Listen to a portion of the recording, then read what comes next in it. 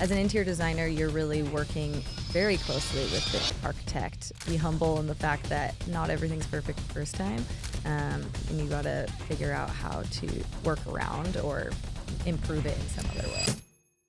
Hayley, thanks for coming on. Really appreciate it. We got Hayley Alder joining us today with Halder Designs. Excited to have you on. Thanks, Spencer. I'm super stoked. This is my first podcast, so it's going to be interesting.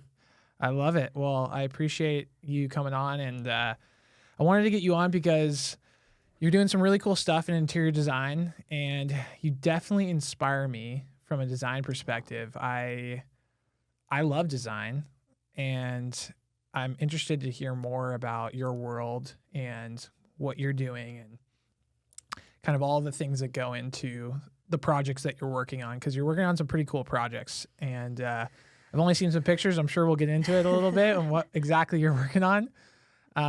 But it's pretty cool stuff. And I'm excited for the listeners to get some knowledge from you. It's going to be great. Thank you. Yeah. I'm excited to share. So the kind of arc of the conversation is I want to talk about your story and your background, kind of zero to hero, as I like to describe it, and tell us how you got to where you are today with kind of the risks you took along the way to get to what you're doing right now. The second part I want to talk about is what you're doing today, opportunities that you're working on, but also how you think about risk in your business today, the things that you're doing, your upside, but also how do you protect yourself on your downside and the things, you're on job sites and things like that. And then the third part is like, what are you doing to kind of safeguard yourself and your venture into the future? And what opportunities do you have in the future? What are you excited about? So how's that sound? Sounds awesome. Makes me think about it, which is good. Yeah, perfect. Yeah. Well, cool. So yeah, kind of with that first part, tell us your story a bit. I like that zero to hero. I'll start at 5. Apparently, my aunt told me that I drew her cat in perspective on her carpet at 5 years old. And she literally was like, this girl needs to be in a creative field. And growing up, I always thought being an artist was like being a painter or something like mixed media. I didn't really have a good understanding of all the types of creative fields. And when I got to college, my dad was really like, you argue well, you need to be an attorney. I was in business school at UC Davis in managerial economics because they didn't have a business school there. And I really was not connected to it. It was farm and resource appraisal because it was an ag school. And every day I was not stoked about it. My roommate, my senior year, was a design major. And I was like, this is what I want to be doing. And so I went to the counselor, and I was a 4-year. I transferred from a school in Switzerland my freshman year of college. And so I was a 4-year at that point, but I still had one more year. And the counselor was like, there's no way you can do it, all this stuff. And I had already had a few credits because I was interested in just design. So I took like color theory and all this stuff at OCC. And so I had one semester worth of credits. And I was like, well, I calculated it. If I take 20 units a quarter for all 4 quarters, even summer, I can get a design degree. And she's like, no, it's going to be too hard. It's your senior year. And I'm not good with when people tell me no. I'm like, okay, it's on.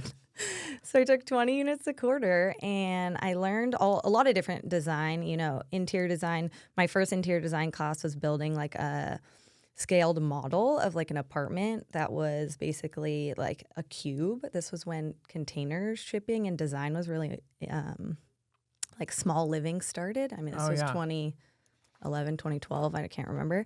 I saw inflation coming down the pipeline. Yeah, seriously. So it was like made out of balsa wood, and like we had to make this one-to-one model. And we had to like figure out how to pull the table out and all this like storage capabilities and all this stuff. And that was like, oh my gosh, this is something that I can, like a tangible creative field that I can see being a long-term career. And it was Father's Day, and I was like, Dad, I really want to change my major. And I was crying, I'm like all emotional. And he's like, okay, like I support you, but like basically I don't want you to be a starving artist. And I graduated my counselor was like, I'm so glad you didn't listen to me. I'm so glad you did it. Because I was like, why pay for this career and go out and immediately want to change, which is a lot. What happens to a lot of designers is that it's not a lot of first careers. They get a degree in something else. They go into some life experience. They realize, you know what, I really want to do something creative. So they go to IDI, which is a local interior design institute, or like the UCLA Extension. So I was really grateful to have that like perseverance at that point in my life, because I was like, no, I want to be able to come out of college with something that's actually useful for me. And the economics was useful too. You know, I learned some business management and that kind of stuff. So my dad actually, when I graduated, he was like, okay, you're going to put your degree to use. He has some retirement communities. And he was like, the interior designer is charging me a lot of money. I want you to do 2 models for me in like a week and a half, and like half the budget of what the interior designer was. And I had no idea. I mean, school is school, right? So they don't give you practical knowledge on how to do stuff. So my 3rd grade teacher actually was an interior designer. And so I called her up and I was like, Rana, can you help me?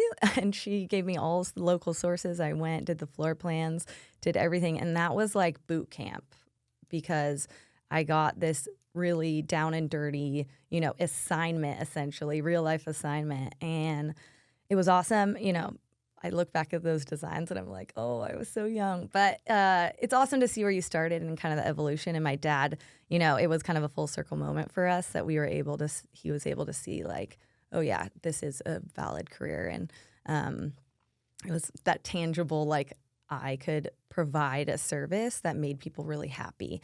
And, you know, there's so much like color theory, especially for older people, like things that make them happy and motivated and all those types of things. So that was my first little taste. And then I've worked for a few designers, and each one, like I started in model homes, which is different because that's for the masses, right? So you're trying to like hit a target market for the area and find like the most common denominator, what people like. And at the time, you know, it was like white kitchens and that kind of stuff. And then I graduated graduated to another interior designer who was half models, half residential. And so then that kind of pivoted me into a residential mode. And the residential, we were doing really high-end models, and those were more customized, and I started getting more client-facing opportunities, and I was presenting to people. And I started to realize that I have a unique ability to connect with people and understand what they're looking to achieve in their life, in their home, and be able to, you know, a lot of people don't understand, like when they say something like, oh, I want a modern home, or I want this. They don't really get the full picture of what that actually means. So I started really liking that client-facing part of it, where you can understand what people are saying and then like basically give them those dreams. And I was really focused on construction. That the owner of the company at the time really was very focused on construction and gave me a lot of construction knowledge. So that's been really helpful.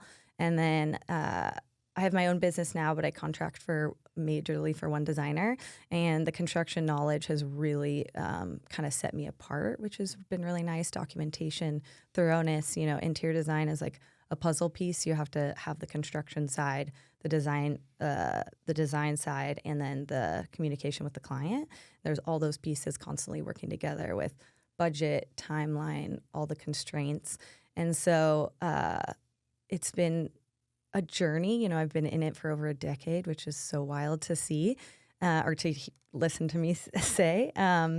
But I'm so grateful to be at the point where I'm at, because everything I've done and every day is a new learning experience and something to kind of catalog in my brain. You know, everywhere I go, I'm constantly like, even this space, I'm like, oh, wow, the color, the light, the way that it makes you feel, all these types of things I'm kind of constantly like putting in the back of my brain.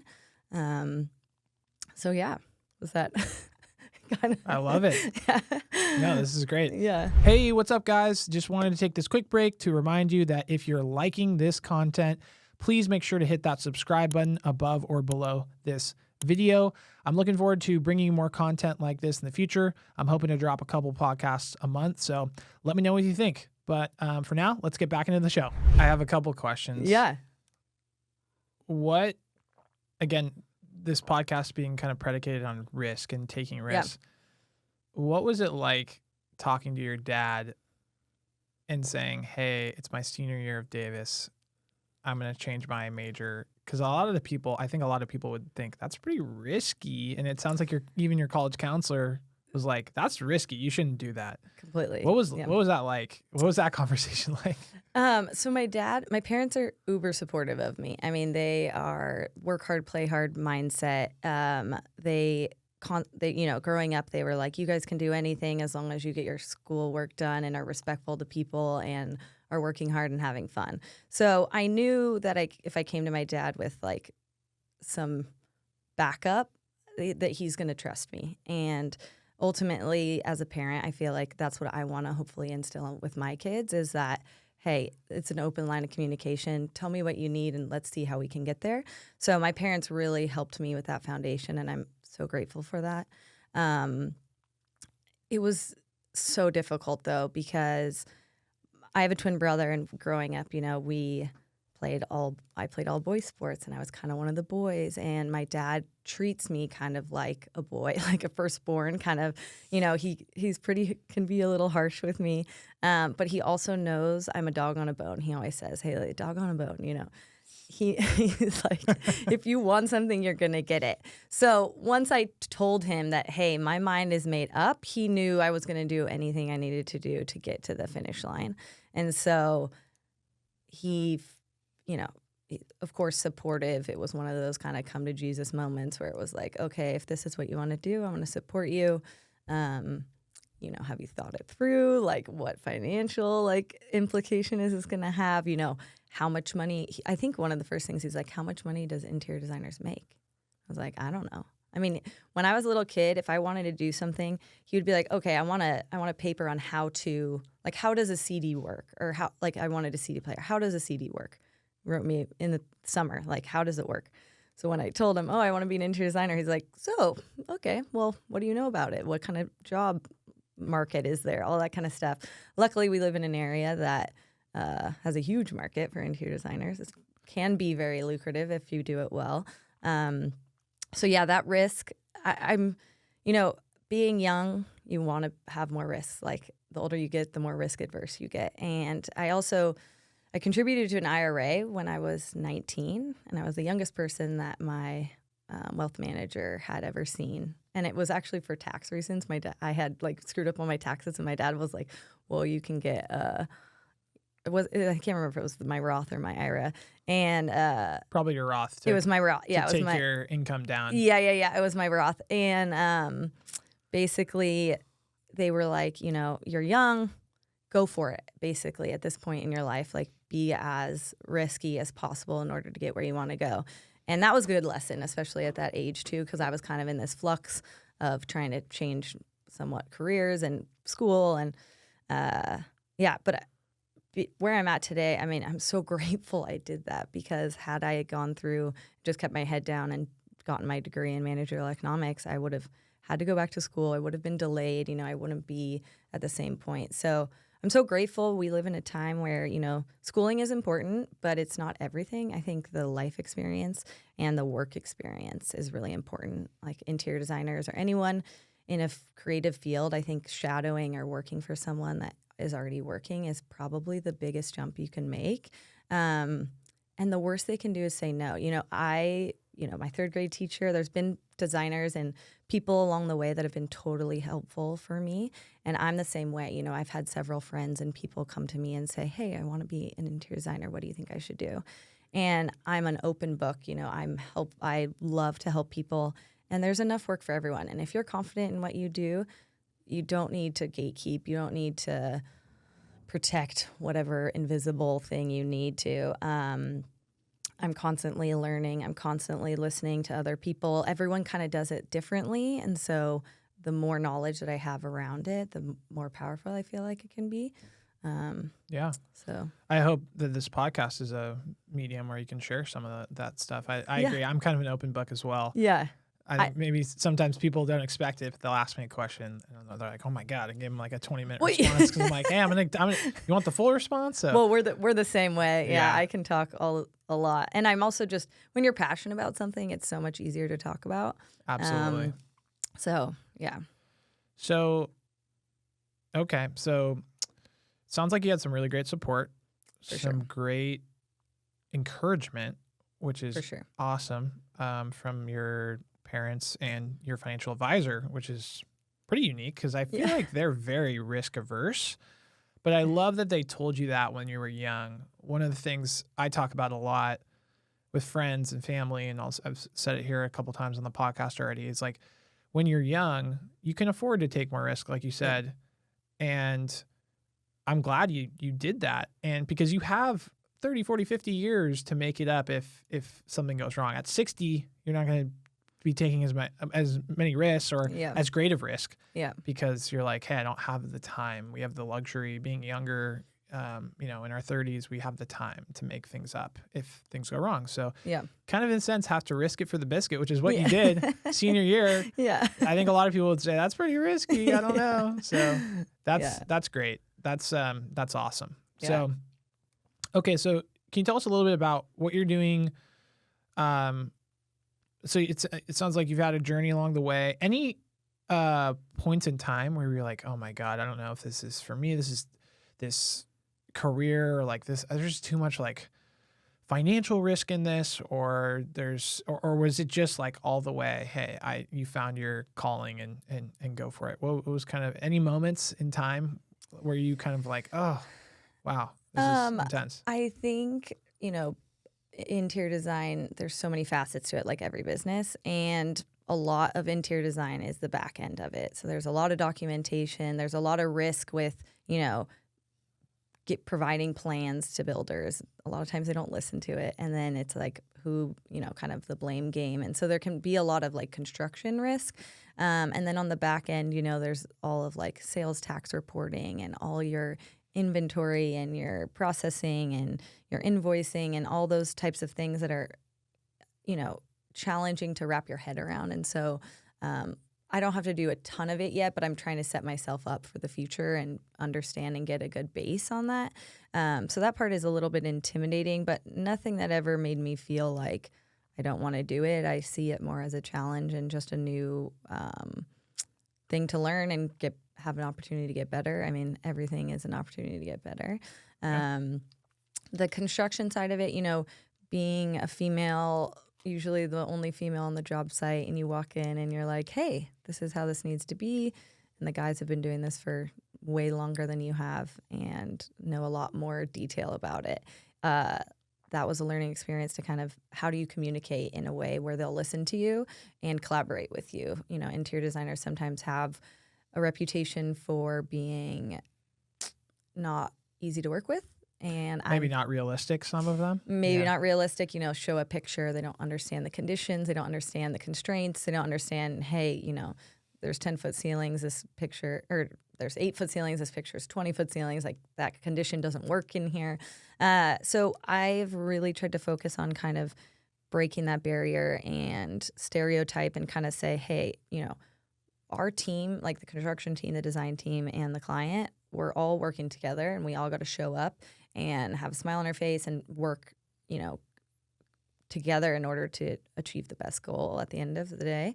And so I, try to make friends with my contractors. I'm like, hey, call me, text me. If you have questions, I'm open. I'm an open line of communication. I'll show them something. I'll be like, hey, does this work for you? Can you build off this set of plans? Am I communicating in a way that you're able to build? And if not, tell me how to do it better next time so that I can be better set up to work with you and for other people. And when you come in with that humble confidence, but you're kind of like, hey, I know enough, but I don't know everything. And so that part is really helpful. And it's apparent, once you get those relationships established, the jobs are easier to get. And, every time you get set up with a team, you're like, oh, yes, I get to work with X, Y, and Z. Like, this is going to be great. We kind of already know. And it's been fun. That was a little bit of a challenge. But once you kind of get comfortable with that, I think it's the humble confidence that's good and the communication. I love that. Humble confidence. Yep.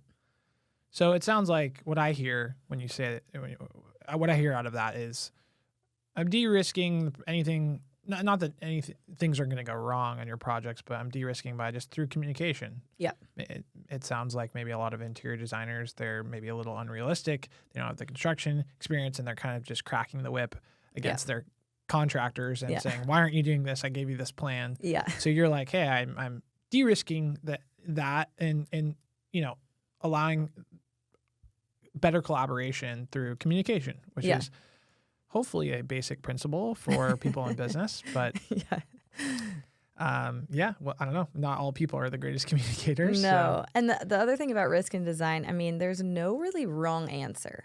So like a lot of designs will look good. And so communicating to a client, it's like, hey, do you want to be bolder in this area? Like this is a fun opportunity, or powder room, or a small area. And the designer that I work for, she's great. She loves super graphics, and she loves big lettering. And, she wants to create this like feeling of interest and moments where you're like, oh, wow, that's unique. And it's great because a lot of people come to us and they want that. And so we get to really flex our creative freedom and ideas, and no idea is too big, which is really great. So that part is fun. And the certain things, it's risky when we present to a client and we're like, oh, pattern on pattern, or this kind of bold color story. And then we'll mock it up and we'll be like, maybe not. It's a little too risky. Sometimes we've had that happen where we're like, maybe that wasn't the best choice. Let's repaint it or redo X, Y, and Z. So you got to kind of be humble in the fact that not everything's perfect the first time. And you got to figure out how to work around or improve it in some other way. I love that. So in taking design risk, and I want to dive into that because I think that's a really interesting topic, and sounds like you're working with a larger designer who really does take some risks in their design work, but people love that. So that's really cool. Real quick, I was hoping you could speak to this because I think a lot of people, they get a little bit confused with interior design versus interior decorating. I know that there is a component if you're an interior designer. A lot of them, what I'm seeing is a lot of interior designers are starting to do interior decorating along with thinking about the space and what furniture. Can you just speak to that really quickly? So the listeners, some people might be a little confused or think, hey, they think interior design, but they're really thinking interior decorating. Just so people are clear exactly kind of what you are doing, and then we can kind of use that as a bridge of like, what exactly are you doing? Tell us about, I know you have a few kind of streams of income business models, and then we can talk about what you're doing in today. So interior decorating, I always say it's people who pick paint and pillows, kind of like it's all the decor. I would say they don't have any like influence on the livability of a space or the spatial awareness or the architecture or the windows. As an interior designer, you're really working very closely with the architect, typically on a new build, and making sure that the space functions for the family, that the path of travels, like all of the spatial awareness, like the livability of the home is really optimized for that client or for a future client. Decorators come in basically once the space is finished and will pick finishing touches, furnishings, that kind of stuff. So designers really ground up kind of on every finish. So materiality, like the flooring, the countertops, the cabinets, the style of the cabinet, the layout of the bathroom, where the shower heads are, where the window goes, the bisection between the tile and the window, the heights of the door frames, the ceiling height, the electrical, the placement, the interior-exterior relationship. I mean, there's so many elements. I mean, even if you're just looking at this room, like from top to bottom, essentially, and like the spatial awareness of how the furniture is in the room. Like the decorator would just come in and be like, I like this blue pad. I like this, maple table. But the designer of the space is like figuring out feasibility of what the space is being used for. Functionality, yeah. Decorators. There's a lot of good decorators out there, but super great. They put the cherry on top, whereas the designer actually thinks about the entire livability, which is very cool. Yeah, it's a full present. Yeah, and the designers, I mean, designers do decor, but I don't consider it decorating. Got it. Yeah. Okay, great. I just thought I appreciate you speaking to that because Yeah. I think a lot of people, when they think interior design, they think about interior decorating Yeah. versus actual design. I sometimes get a little offended when I get called a decorator. I'm sure. I'm sure you do. I mean, I would too, because yeah. you have a completely different set. Yeah. You're almost, in a sense, yeah, you're designing a space and functionality almost like a Yeah. step below an architect in a sense. And I'm Yeah. sure you work a lot with architects. Very much so. Yeah, And that's the and other construction. Yeah. You're really the key in the cog, in my opinion. A really good designer is going to help your home. It's going to make or break your home, I think. That's what we try to tell people. Yeah. And I think, interior design, as I was kind of saying earlier, gets a little bit of a bad rap. But honestly, a good interior designer should save you money. They should save you time. They should save you headache. They should, there's thousands and thousands of images and ideas, and the market's so saturated, like Instagram, House Pro, Pinterest, like everyone kind of thinks they're a designer. But a true designer will really weed out, like, okay, what's the true style of the home? How do we thread this theme throughout to where it feels cohesive? And they're presenting a package that's like, okay, I know you like X table and X this, but in this space, it doesn't work. And so weeding out those kinds of things and saying, this is what feels collective and calming and nice. Like when you walk into a nicely designed space, you're not really able to point one thing out that makes it feel the reason why it's that way. It's the light, it's the windows, it's all the textures, it's the window coverings, the lighting, the flooring material, how everything works together. So sometimes we'll really, people will be so focused on one item, and I'm like, that's the one item is just, a secondary player to the main player in the space. Like we always say, things need to have friends to make it feel cohesive. And, a great space, there's not one thing that you can point to that makes the space. Sometimes there is, but a lot of times it's like, wow, this just feels really good in here. And like all those elements together is what makes it feel like that. That's what I think you're hoping to achieve, right? Totally. Wow, it just feels good. Yeah, exactly. Yeah. I love it in That's here. Yeah. And that's you know those spaces too. Oh, for sure. I think of like 3 spaces. Yeah. My in-laws' home in Carmel. I Oh. just walk in. I'm like, oh, it just feels so good in here. Yeah. And their garden and yeah. And I can't wait to see your home. Yeah. We'll talk about that in a second. But yeah, it'll be fun.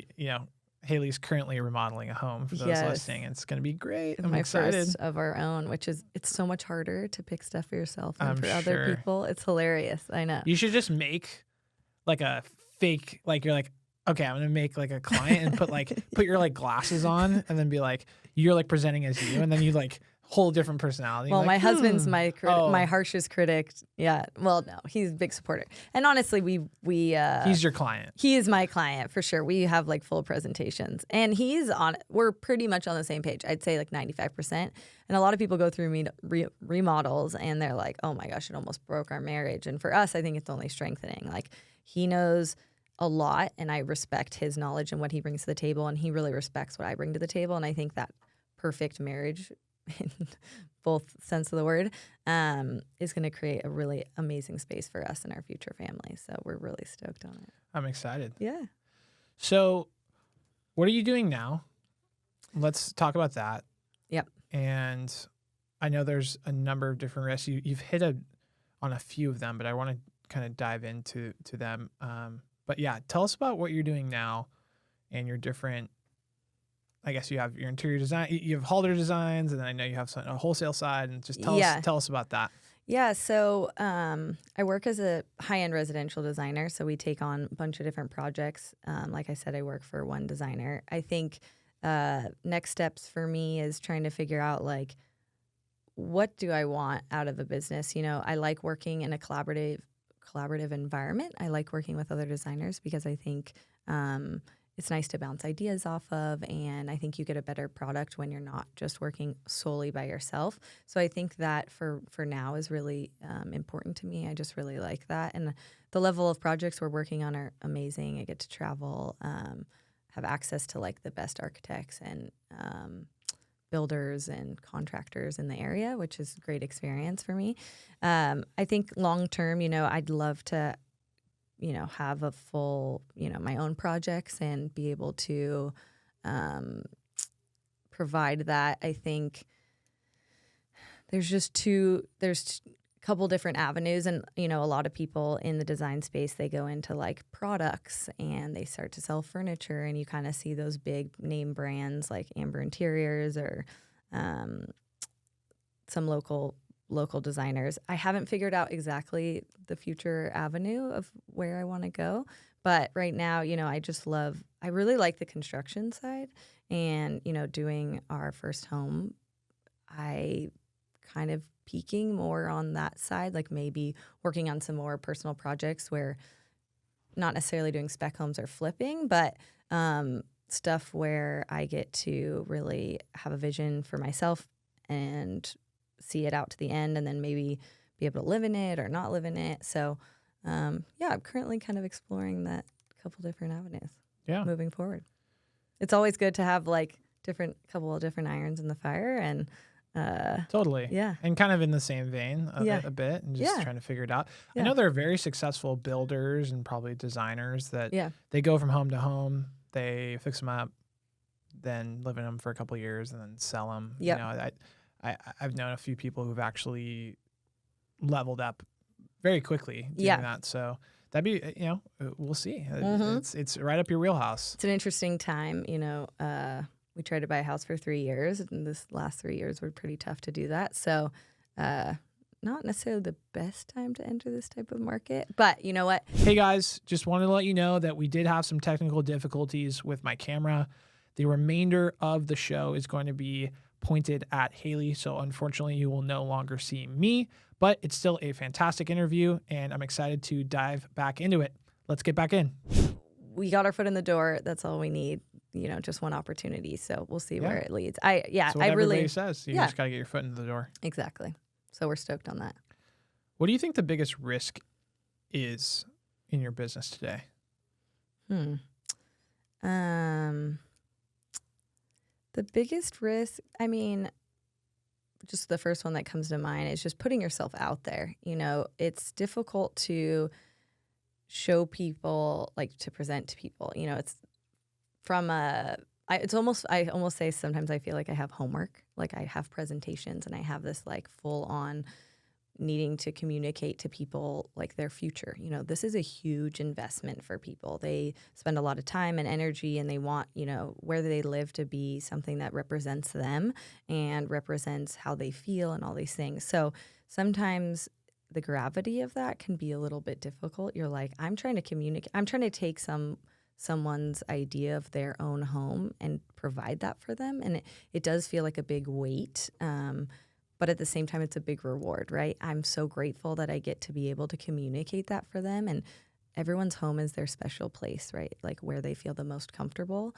And so sometimes it does feel risky to stick your neck out there and be like, this is what I think this should feel like for you, or this is what I think you should spend. And yeah, these large sums of money of people, and they're trusting you with that. And so you're making sure, I've up at night being like, is that detail right? Did I forget to communicate this? Or does the contract really understand? And there's kind of a fine line of like being able to provide the best documentation and information possible, but then you got to kind of let it go. And there's things that happen and pivots you have to make on the job site, or pivots you have to make in general, like with the last 3 years, supply chain issues and skyrocketing hard costs and all those kinds of things. So you're just constantly trying to pivot and kind of manipulate a situation to end up being a benefit. And we always say like a happy accident. There's something that happened, or there's a constraint in the field that you didn't anticipate. And no matter how much documentation or preparedness you have, it's still difficult to like find a solution for that. So yeah, I think the biggest risk is just putting yourself out there. But at the same time, the more and more you do it and the more confidence you have, it gets a little bit easier. And, just being solution based, like not finding the problems. You can find a problem in anything that you're doing, especially with this type of work. But when I come to a job site and they're like, oh man, this is wrong, or this didn't come in right, or this is a problem. And I'm like, okay, what are our solutions? What are our options? And I love, before I tell the client that there's a problem, I love to already have the solution. So I'd be like, hey, this is what happened. like, we're not pointing fingers. These are the solutions. Which avenue would you like to go with? So it's what I try and focus on. And then it doesn't feel so bad, I guess. The eternal optimist. Yeah. Trying. That's what I love about you. Yeah. Tell John that. A problem solver and eternal optimist. I like to think of myself like that. You are very much like that. Yes. That's probably why we get along well. I think so. Yeah. What about the construction risk? You're on construction sites. Yeah. You've talked a little bit about that. Yeah. There's a physical risk there. Yeah. Does that worry you at all at times? Are there things, do you feel like, oh, this is at times there's a little bit of a risk here? Is that something you think about? Yeah, I mean, the workers' comp thing was something that I recently, as having my own business, I had to get my own workers' comp, and I was kind of like, why do I need that? X, Y, and Z. But, I'm not doing any of the physical labor, but going to the job sites and, overseeing or that kind of thing. You just got to be spatially aware. You got to really understand, like, if you step on something, or make sure that you're just aware of where you're at. And if the guys are, if it's really loud and they can't hear you, like making sure that they see you before they hear you, like, because they can't hear you, that kind of thing. The physicality of it doesn't like worry me at all. I love kind of getting my hands dirty, and when we're moving in furniture, kind of like helping and putting stuff in certain places. So that part doesn't scare me at all. Yeah, it's just about being aware, I think. And the more you do it, the more comfortable you are, and the more you understand all the different levels and where you're at on a job site, and kind of generally how long things take, and like who is on top of who, and that just kind of comes with time. Yeah. I think there's a lot of people out there who are intimidated by job sites, some construction job sites. For sure. I know I was working with my mom. She was doing some light remodeling of her kitchen, and she was just so not necessarily scared of the job site, but also like the whole project in general. Yeah. What do I do, and how do I do this? Yeah. And I was kind of helping her guide. I've flipped a couple properties, so I was kind of helping her guide. I'm nothing like you're doing, but helping her guide. Like, here are the basics and things. It's not that crazy, but it's like anything. People don't know what they don't know, and totally. It's, you see a big job site, it's intimidating. So in the trades, I think, like you said, the more you do it, the more you get a feel for it. And trusting your trades, like having those relationships. Once you're been working with people for a while, they are the ones who really can help. You can lean on, and they can give you advice and be like, no, this is, because there's all, I know some of the codes and that kind of stuff, but I don't know all of them, because it always changes. So that, you really got to lean on. I'm a professional. I love when people are like, hey, let you do your job. I'm the same way with people. I'm like, hey, you're the professional in this. You're the expert in this. I want to let you do it. I'm here. Let's bounce ideas off of. But at the end of the day, like, you tell me what your professional opinion is, and 9 times out of 10, I'm going to go with it. Yeah, and I think you hit the nail on the head of like kind of mitigating your risk with that is putting together a good team. Yeah, I know that sounds simple, but especially in construction, it is not simple. Where there are a lot of flakes, I want to say, or a lot of unreliable people that work in the trades. Yeah. I work with people. I have our majority of our clients are in the trades in construction. So this is not a bash against people in the trades. Yeah. But yeah, generally you can get into a lot of situations with people, and I've worked with contractors in the past where they're just very flaky and they're not reliable. They don't answer the call. So especially in construction, it sounds like to me, to mitigate your risk, especially in the building and physicality portion of what you do, you got to have a good team. And like you said, you've been able, through the designer you're working under, been able to really make those connections with some of the best construction teams in Orange County and Southern California, it sounds like. Yeah, and I think, sometimes those tradespeople, like, they're underappreciated. You come down the job site and they see people just walk around and kind of make decisions and don't include them. My painters are, everyone, the woodworkers, like the flooring installers, like, hey, how you doing? Like, sometimes bringing a beer on a Friday, or, stuff that makes them feel like they're part of the team. I think people always work harder when they feel a part of the team. And the open line of communication that we talked about earlier, hey, I always answer my phone for the contractor, and that really helps on the flip side too. They're like, okay, well, Hayley really answers and is communicative with me. Like, I want to be communicative back with her. So that has helped tremendously. And yeah, just being humble and nice and like want people to want to work with you. I think typically I sometimes have a pretty direct way of communicating. I'm very like sometimes no bullshit. And I've tried to learn that that doesn't always get you what you want. Like the loudest person in the room isn't the one that nobody listens to the loudest person in the room. It's the quiet one that's kind of like, oh, what do they have to say? So trying to listen and be humble and talk to people in a way that makes them feel like you want to hear what they have to say. And you always get a better result that way. Yeah. So we talked about, we touched on it earlier, but what risks are you taking as from a design perspective that maybe you could share with people listening, and things you're excited about, and talk about that a little bit with your clientele, and maybe you have specific things. I know design kind of goes in waves, but there's things right now you're like, we're taking risks more on this design element in a home, or kind of some fun stuff you guys have been doing. I'd love to hear some stories about that. Interesting. Okay, so yeah, I think a lot of our clients are repeat clients, which is really nice, but you've already kind of worked with someone on one or multiple homes. And so you can't present the same thing over and over again.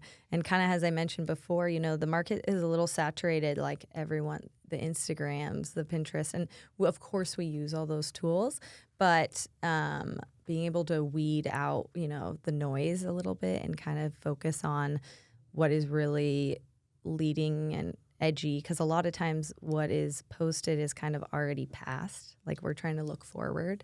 I think something that I have realized is classic design and like not trend, like Pinterest and House and all those things like have very trendy designs, like slats and all those types of things are like so, and arches and Zalige isn't, but some of those things are so trendy, and by the time everyone sees it, it's already out for us. So what I've been trying to focus on is like old books, like classic designers, actually going back to physical books. I've been collecting and just looking through those, like design details, how millwork works, how they've had like the certain style of cabinetry, kind of a little bit more European. That has been really almost eye-opening, because I'm like, I'm not seeing this in a digital format. I'm seeing it in print from 20 years ago, and this still looks beautiful and it still looks classic. Like that's what I want to be able to. I don't want people to walk into a home and be like, it was built in 2020. It was, 2010 grays. Like the best type of home is one that you're like, wow, how long has this been here? It's so beautiful and it's so lived in and it's collected. Collected is the key word, I feel like, is really important. And also natural materials. There's a lot of information out right now about silica in quartz. It's really damaging to the people who are working with it. And so there's a big push for sustainability away from that and for health reasons. And so we always try to communicate about natural materials, but the more and more I believe it, the more I'm trying to preach it.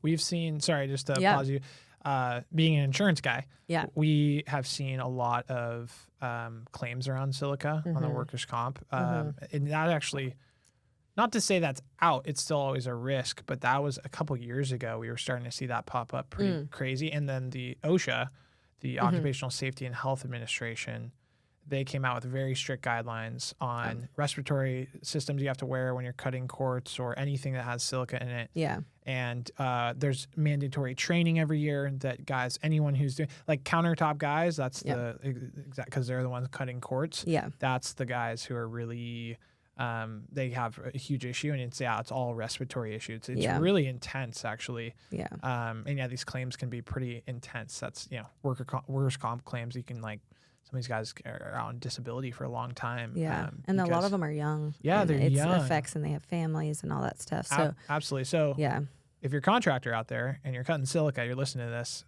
make sure to wear your respiratory system. Yeah. We have what we call a nurse triage, which someone who comes on site. They do inspection. If there's an injury, they'll come on. They're like a nurse, and they'll like treat the injury if there's like a laceration. They also do respiratory, like rentals and things like that. Because a lot of times these respirators, they are very expensive. That you need to that pass OSHA guidelines. Yeah. So we have a guy that we basically deploy to our contractors and say, hey, and here in Southern California, and then there's a larger company that is kind of all up and down California that we use in Northern California, and they will do that as well. And they do. So it's pretty, So just to your point, it's pretty intense, and be careful yourself if you ever go onto a job site and they're cutting anything. But they're usually, the fabricators cut at their shops. Yeah, so that's never good. around. Yeah. That's good. But thank you. I appreciate that. Trying to go back to that. So natural materials. Sorry, I cut you off. Yeah. So natural materials really, I mean, you look at, we always like the big hot button is in the kitchen. Like, what material do we use on the countertop? And I think that there is this kind of false thought process that everything needs to look brand new all the time. Like, quartz always will look the same. They're not bulletproof, but they most often look perfect all the time. Part of, like, if you go to Europe, you go to a cafe, 9 times out of 10, it'll be marble countertops that have been there for 50 years. And yes, do they have some divots, but that's like worn and loved and cherished. And, you know, you see the like history within that material, and it gets better over time. Like that patina, that natural patina is beautiful and honored. Like, wow, it's been here for a while. And that's the kind of thing that your home is meant to be lived in. It's not meant to be a museum piece. You know, people have kids, they have X, Y, and Z, but you want it to feel like, oh, this is where we loved, and we loved hard, and we played, and we did all these things here. So the natural material for me just patinas greatly over time. And again, you know, I don't want anything to look so new. Like, it can look fresh. There's ways to make old materials look new again. It's funny, like there's a cycle, travertine, you know, and that Mediterranean style was really huge in like the early 2000s, 2010. And now it's like kind of cycled back a little bit. What is that, travertine? Travertine's a natural material, like Newport Coast, like a lot of it's travertine. But it's kind of those warmer tones. Sicilian type. Exactly, like, yeah. feel? It's like taupey and kind of warm. Yeah. But, you know, the whites, the modern farmhouse white shiplap, the kind of Joanna Gaines is out. Not out, but like phased, you know, it was very much for the 2010s, and now it's kind of, we're seeing a lot more trends into that natural kind of color palette, soothing, almost like they call it Japandi, which is like a little bit of Japanese and Scandinavian. It's more simple living, you know, not like clutter, trying to focus on spaces that work for multiple uses, but not having so much stuff. I think material like things, focus on buying fewer that are better. And all of that is something that I have struggled with. You know, I've collected, a bunch of stuff over time, and I'm like, I'll use that. And this new house is a super great opportunity for us to kind of start clean and have processes and systems. I think people are so constantly stressed out and frustrated with their space, how cluttered it is. And I think, you know, Netflix has like the Marie Kondos and that kind of thing. And I mean, I listened to one episode. I folded my clothes the Marie Kondo way, and it has made my life easier and better every day since that, like years ago. And I still fold all my stuff that way. And every time I open my drawer, it's 10 times easier. And I feel like communicating that in systems and processes and within someone's house, like your cabinet layout, your laundry, like a lot of people's laundry spaces now are multifunctional. You know, they have storage for gift wrapping and all these things, and making a system where the mom's running around and trying to deal with all the kids, and then she has her station at home that has a card and everything ready, and so she doesn't feel so stressed out. Like, that's the kind of stuff that I think improves your life, and having your home be the sanctuary that feels organized and just calming for you, I think is so important. I love it. Yeah. I love those two words, collected, and Japandi. Japandi. Sounds like a movie, Japandi, or something different. Yeah. No, I love that. That's what I strive to, hopefully in our house one day. And you know, your house now feels like that. Oh, thank you. You have a good calming vibe. Thank you. Yeah, I purge a lot. It's good. Try to purge. I need to do that. Yeah. I need to get my wife on the file method. Yeah. Love her to death, but I'm the constant. She goes Yeah.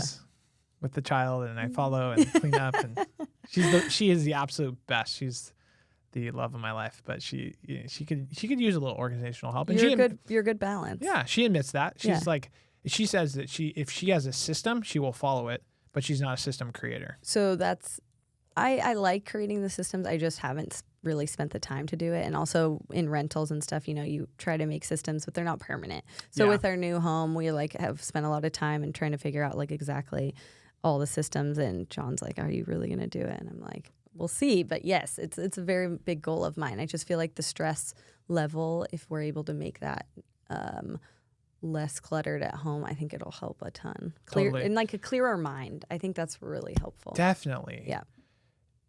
I was speaking with my brother this last week. He was down staying at our house, and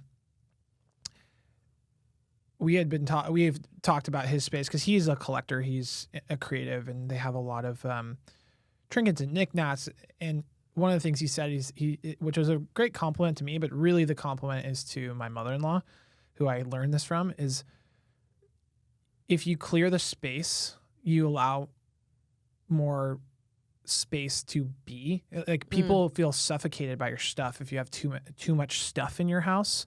Totally. And creating kind of a blank canvas. My mother-in-law, she loves neutrals and doesn't put a lot on the wall and tries to have everything away because she's like, I want this to be a canvas for us to live. Mm-hmm.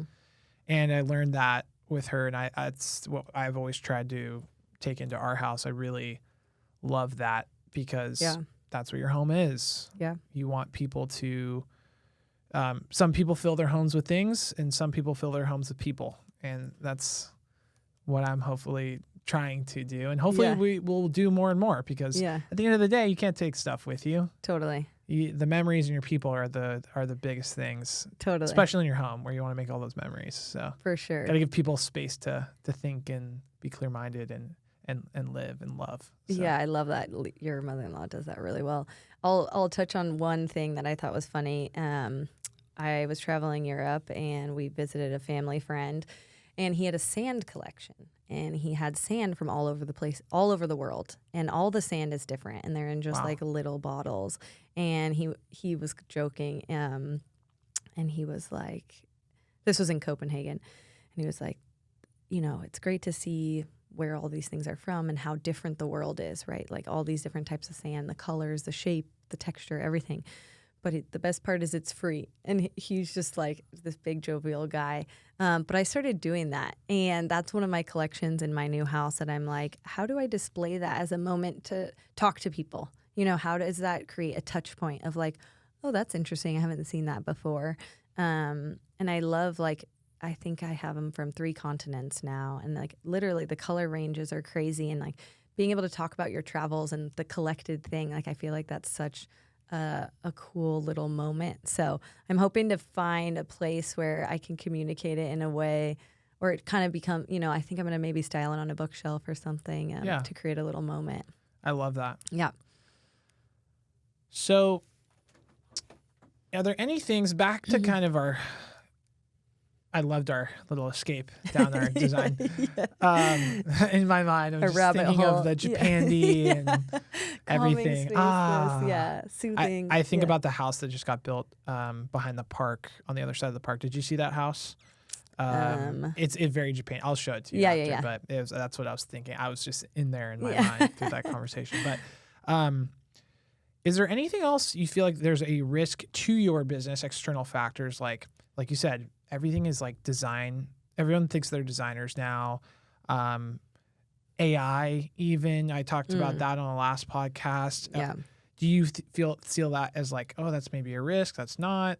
I know a lot of things you're doing is physical, or is there anything external that you think about as far as ooh, I'm thinking about this, and how do I either adapt or safeguard against that? Anything? I think AI is a tool that we can totally use. Rendering is a great way to communicate to clients that can't see things, on paper and 2D or just line drawings. So rendering is great. I haven't dove into the full AI space, but I know that some real estate agents even use like walkthrough, and they have like furniture there, and people will either look at the iPhone or they'll wear the glasses, and they'll be able to walk through a space, which I think is amazing. I totally welcome that. I do think that there's still a sense of tangibility that people love. I mean, like certain people, they'll read a Kindle, but they still love the feeling of a book. Or, there's kind of been a reversion back to younger kids wanting vinyl versus just their phones. And a lot of like classic cars, not that they were never not big, but I feel like more young people are like back to the classics. Totally. Don't because want all the tech. Yeah, because there's kind of a reversion, and I appreciate that. I appreciate the respect of, hey, this is where this started, and it was really good then. And we've come a long way, but we can still honor and go back to that. So I'm stoked on the AI kind of thought process. I do know that there are, people promoting on Instagram like, hey, learn AI, be able to communicate 10 times faster to your client, X, Y, and Z. But there's still something so important about having tangible materiality to be able to show people and walk through a space, because being in a space like we talked about earlier, you can't necessarily point it out by one thing. And some people get distracted by like color and too many things. Like I'll notice when I was designing my parents' house like 7 years ago, and I would show my mom something, and we'd have the whole presentation, and she'd be like, is this for the floor? And I'd be like, no, those are the countertops. So she wasn't really listening to the whole thing. She was just like, oh, why would I put that on the floor? And then she'd look at an image and she'd be like, well, I don't like that. And I'm like, well, I'm not showing you for the vase on the counter. I'm showing you for the overall, but you have the vibe. Yeah. And so you realize people sometimes get so zeroed in on something that either they really like or that they don't like. And sometimes it can be detrimental to the overall goal of it. So sometimes almost when you give them too much information, like the AI or the rendering can almost be too accurate. It's like you got to let it develop over time, because creativity doesn't come from 9 to 5, and the best clients are the ones that come way far in advance, and they tell us, hey, we're just getting a team together. We want you on board from the beginning, and gives us time to develop and get to know our clients and get to know like, hey, what are your goals out of this? Who are you? How do you live? How are your kids? How old are your kids? All those things. And it's not going to happen in 1, 2, 3 meetings, over months of time, and things also change. They're like, oh, hey, this happened. This is what we're doing now. Are kids interested in this? Can we pivot? And I think being able to have that time and space to develop and continue is really important. And when you give someone, I almost feel like a rendering is almost like absolute. It's like it has to look like this. And a lot of times it does, which is great. And it's a great communication tool. A lot of times, especially with clients or with contractors, like they don't understand our detailing or we're not communicating it well. And then the rendering kind of, we can all look at it and go, okay, we're all in an understanding that this is the goal. So it's a great tool to use, but it's not the end all be all. And so I think it's one element that helps your toolbox, but it's not, you can't put all your eggs in that basket. You gotta have all the different types of elements that make people feel confident in their home and their decisions. Yeah. Yep. Did that kind of answer what Yeah. Yeah. No, I was just thinking about what you said. No, it's good. Yeah, I feel like anything in your realm and physical and construction and design that's really not, there isn't a lot of disruptors I see on the forefront right now, but you never know, things change really quickly. So we'll see. But the one thing I was talking about earlier about like the avenues is I have an idea about spatial awareness. People have a hard time understanding how spatial things work together. So kind of coming up with a concept for a physical product that helps people understand in their space what kind of furniture sizes that they can work on. So I'm currently working on getting a prototype for that. And I think it might have been you who mentioned it to me when we kind of charaded about it. You were like, hey, does AI, like long term, do you think AI is going to just wipe this out? And I'm like, that is a good, valid concern, but I do think people still need to feel tangible aspects. And when they're standing in their space, like I can see it fine, on 2D, 3D, I can understand how it relates to each other. But when you're at, a lot of people can't understand that. So I still think it's super valuable to have the tangible. And So still exploring that part of it. Yeah. Yeah. I like what you said too about like the glasses. I think that would be interesting maybe in the future. You're like doing a walkthrough. They like are at the physical space. Maybe it's like a framed and things are up, but then you're like, put the glasses on and we're going to like show you. That'd be like, I'm sure that will happen in like 10, 20 years. And No, it's like, I mean, it's already there. oh, really? From like a framing, you can just like overlay and just put like furniture and like the walls and like. I've seen it more with real estate agents, like from that kind of standpoint. But I know there's a product that I'm working on. With this company called Hover, and they do all like estimating based off, like you can take pictures of a room and then they put like all the different type of styles that you could have. So you could go into someone's space and then be like, oh, do you want modern? Do you want classic? Do you want mountain? Do you want contemporary? And they'll take the space and in an hour they'll have 10 different style options. And then it's not necessarily that you're like, okay, I want this one, or it's a communication style. Like, hey, this is, when you say modern, this is the type of style cabinet there is. These are the color options. Like, is that truly what you mean? And then it helps you kind of communicate better, because clients have a really hard time from what they say. They don't have a good understanding of what they're saying, what that actually means. Totally. So, yeah, that's a pretty interesting product that. Yeah. And it started actually as an estimator for roofs, exterior materials for contractors. And now they're kind of going into the interior space and finishes. And so that's something that's going to be pretty awesome. That's really cool. Yeah. So let's talk about the insurance aspect, obviously being an insurance guy. Yeah. I think there's some interior designers, like you talked about workers' comp earlier. What insurances do you carry? What are you looking at on a yearly basis for your insurance? I think some people, if they're or potentially they want to go into interior design, it's something you think about, obviously. And we've talked a little bit about it offline. There's definitely considerations there. How do you kind of view insurance? What's your thoughts about insurance? I got to ask because of course, being an insurance broker. I mean, it's been eye-opening for me once I had to get workers' comp, because the designer I work for, she was like, you have to carry it yourself because you're an independent contractor. And I was like, okay. So I started to learn about it. I think protecting myself is pretty easy, but then once you start talking about other people, so, expanding my business in the future, like, am I going to have employees? Am I going to have people that need also that, and they're going to need insurance? So I think in the design world, you see all the pretty stuff, but the background is still so important. And there is risk.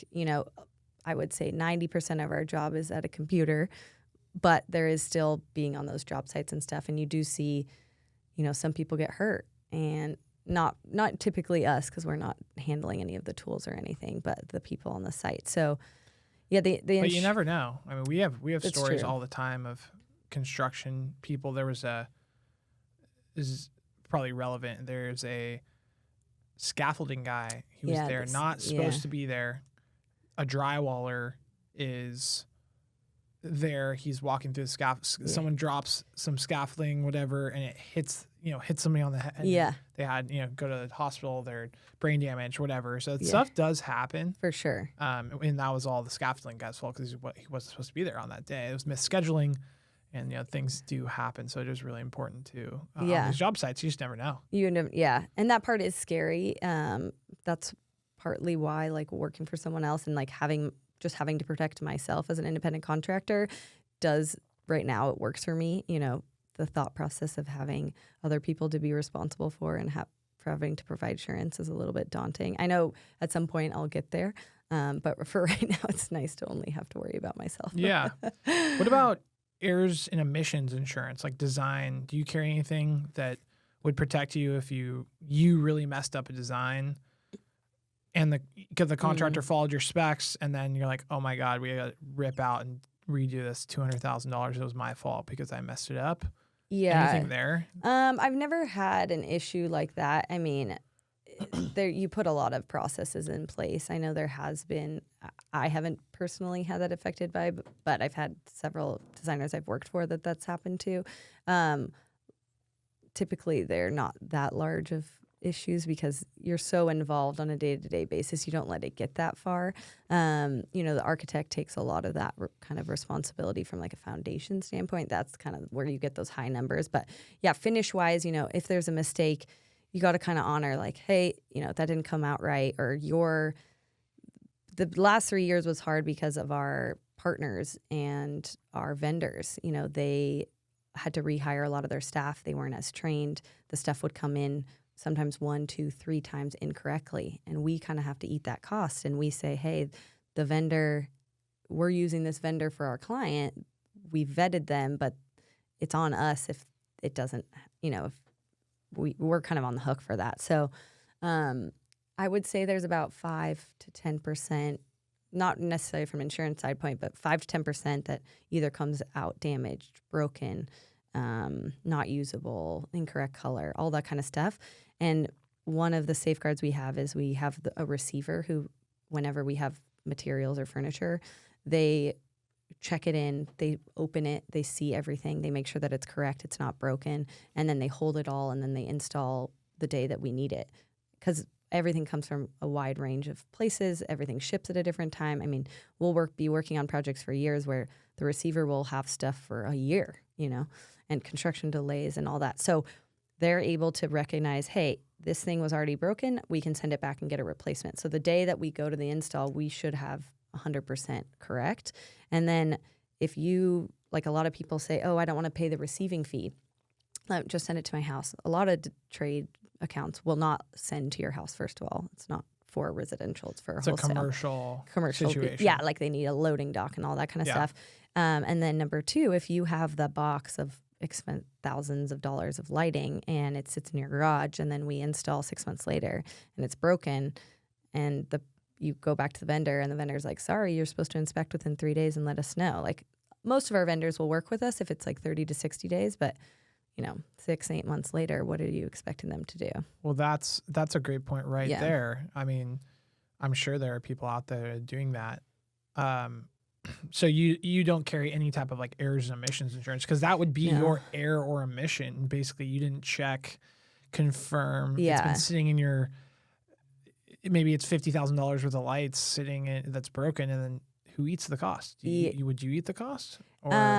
Yeah. I mean, probably. I mean, we never recommend to do that. So that's why we're like, you basically have to have a receiver. We hardly ever let people not have a receiver, or we make them specifically say that they're taking on the responsibility and that we're no longer responsible for it. So once it's in your possession, if something happens, and this actually did happen recently on a job, and the client did take responsibility for it all, and it worked out fine, but it's not worth, like, that part of the job is not something that I need to be concerned about. Like, just pay the extra 5% or a couple percent and have it done right. Like, you don't need to worry about that part. Yeah. No, I love this. This is great stuff for people to learn. Yeah. And that's the risk mitigation, right? And in a way, you're transferring risk. It's the same thing as an insurance policy. Yeah. You're transferring the risk to the receiver. Yeah. Are these receivers third parties? They're third parties, yeah, like a local receiver like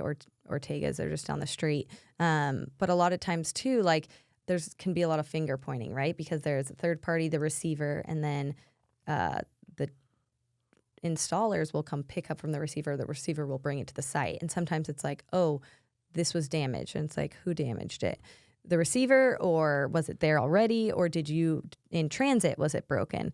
And the receivers, a good receiver will have documentation. They take pictures of everything. And if anything is marked or broken or whatever, they'll take a picture of it. So we go back and we go, hey, we got a picture, this happened in transit. And then they go, okay. I mean, most of our people we work with, and they're not going to really push back. But sometimes when you're working with people you haven't before, or it's a big, expensive item, sometimes it can be an issue. So the receiver is I would say that's our probably biggest insurance policy, is being able to have them check it out at the beginning. I love that.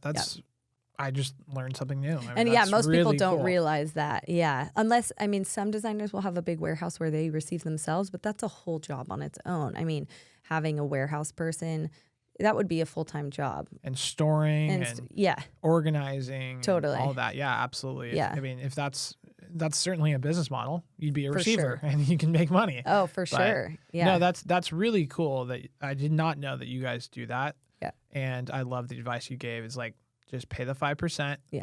And then so the liability goes off of you from materials perspective. Yep. And then that risk is transferred to the receiver. Yeah. Again, that's what insurance is. You're transferring certain liabilities by paying Yep. a premium to the Yeah. insurance company. Yep. Workers' comp, liability insurance, Yep. errors and emissions insurance if you mess Yeah. things up. There's 20, 30 different types of insurances businesses can buy. Yeah. But for you, those are probably like the main three. Yeah. And maybe property insurance if you have anything that you store. But it sounds like everything goes to your receiver, which is nice. Yeah. Eventually it'd be nice. I mean, a lot of designers will have their own warehouse and they're able to pull from their own stock. But maybe down the road.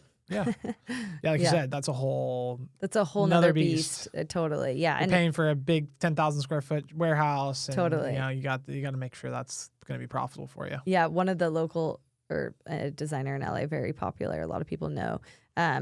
She'll show on her installs and she has like hundreds of pillows that she'll bring to the site just from her warehouse. And instead of pre-picking pillows, she like sees how the space feels and then goes and like pulls from her stock on the site. And that's such a luxury. I mean, everyone says like, oh my gosh, that would be a dream. It's just, you got to have the space. You got to have the client who goes, I don't care if the pillow is one pillow is $600, So Yeah. that's kind of goals, but everyone does it a little bit differently, but her warehouse is incredible. A lot of risk there, though. I think about that because pillows, random, but like you said, could be $600 a pillow. If you have 100 pillows, it's $6,000 in your car. And there's a leak in your warehouse. I mean, everything's damaged. I mean, and these are like one of a kind things. Yeah. And that's where property insurance kicks in. Yeah. And you got to make sure you have the right property insurance, the right limit. There's no restrictions on the policy and exclusions for certain things. And that's what we do. We talk to all of our clients about that and work with them on their spaces, but then also work with them on their liabilities and make sure that it's called property casualty.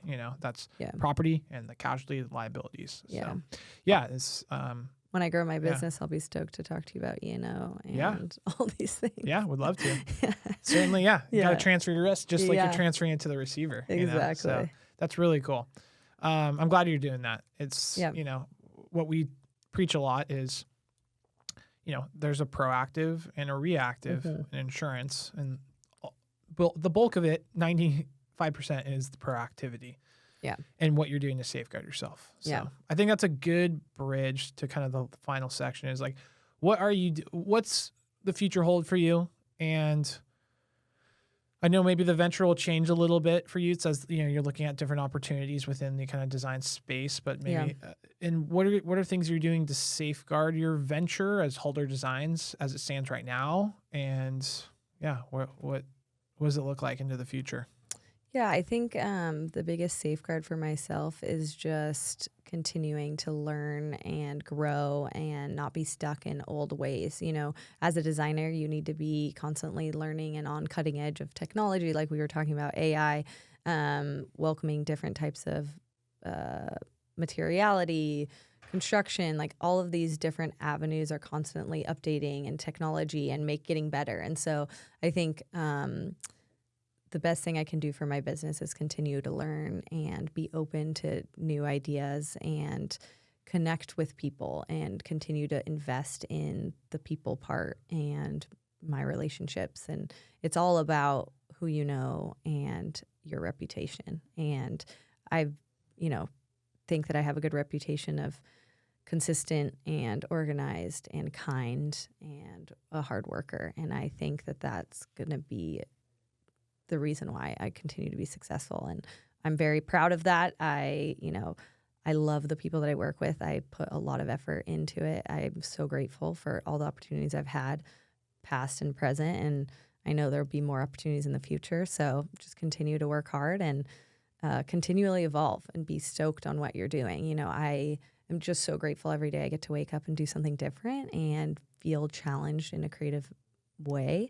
And I just hope to continue to do that and bring people joy and happiness in their homes and their spaces. And it's an incredible feeling when you, at the end of a project, you've seen it from the dirt, literally, or the previous home, and then they walk in and their kids are so stoked on their spaces, or they're like, I can't wait to come home. Or we had a client just a month ago, randomly text at like 8:30 at night. It was raining, and she was like, I love my house in every season. It is raining. It is so cozy. I'm so stoked. And this is a house on the beach. And on Thanksgiving, she texted the whole team. And this was like 8 months after the project. It wasn't like right after. She goes, I hosted the Thanksgiving dinner of my dreams, and my whole family loves to be here and wants to be here. And that's the type of feeling that I want to evoke from all of my clients. And I'm so grateful that I get to do that. And I just want to continue to love that part of it and continue to get better for myself and for my clients. I love that. Yeah. Final question. Yeah. What advice would you impart to anyone who wants to get into interior design?